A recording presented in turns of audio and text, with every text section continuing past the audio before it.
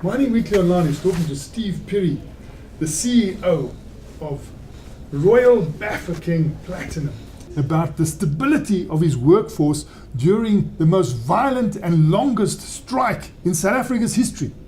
Steve, people seem to think, including analysts, that you've got some magic. Is it all about Ubuntu? I think you're spot on. Our relationship really is based on humbleness, humility, and simplicity. We work together as workers, all of us, from the CEO to the most junior people in the establishment. Because of the underlying relationship of trust, people become amenable to resolve the disputes rather than fight. I see that you have reference to even working on holidays. Towards the end of the year, when you do the business plan process, we ask for inputs from our union partners.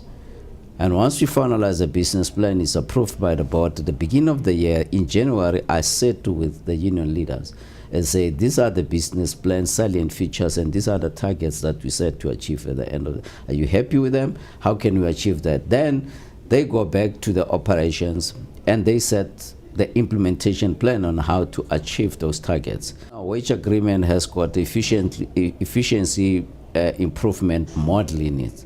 And those are some of the things that are in that model on an ongoing basis, on monthly basis actually. They review their performance for the year and how they performed against the target set.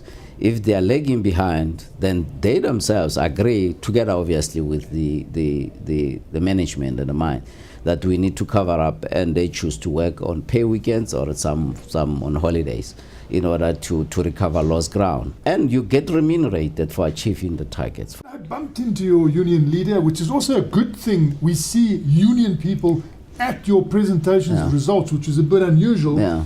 And not only was he smiling, but I started to speak to him about the deal, and he took out a very posh-looking cell phone. Yeah. And he showed me fantastic housing. Yeah. And he says, look at this. Yeah.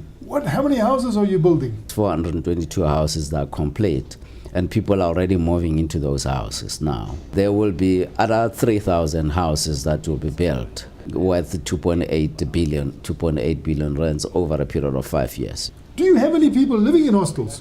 A small number really, and mostly contractors.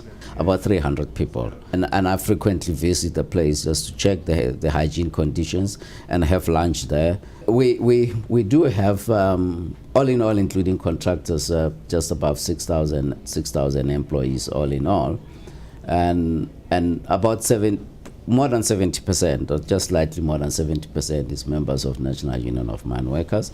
And we have around about 25 or so UASA, and the rest are not unionized. Are other unions also allowed? Is it open and free? Absolutely. This is a free society with a constitution which entrenches freedom of association, obviously within the perimeters of the rules, in order to avoid anarchy. There are recognition agreements, there are recognition thresholds. Any union that says, I have reached the threshold and I want to be recognized, we will check that, verify that with them, and we'll say, yes, you have, or no, you're still lacking there. But there's freedom of association, freedom to choose, but there's also freedom not to join.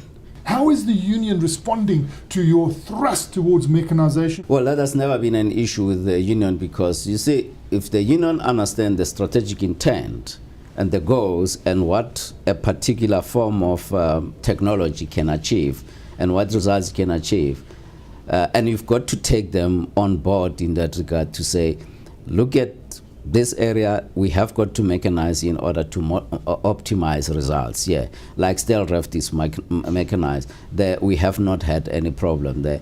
BRPM itself, it's a very conventional mine, which is obviously labor intensive. It's always going to be difficult to mechanize it, but we are there is a lot of technological innovation there, especially on the side of safety at BRPM, and actually the union embraces it quite well. So advantage we have again, and I've got to say it, is that we've got a very strong union leadership, fairly educated, who can understand technological issues, financial issues, and leadership issues quite well. And you can sit down with them and say, this is a strategy, this is a business plan, do you have an input? And they understand that they grasp the issues quite quickly. That was Mining Weekly Online talking to Steve Peary about the stability of his workforce during the most violent and longest strike in South Africa's history.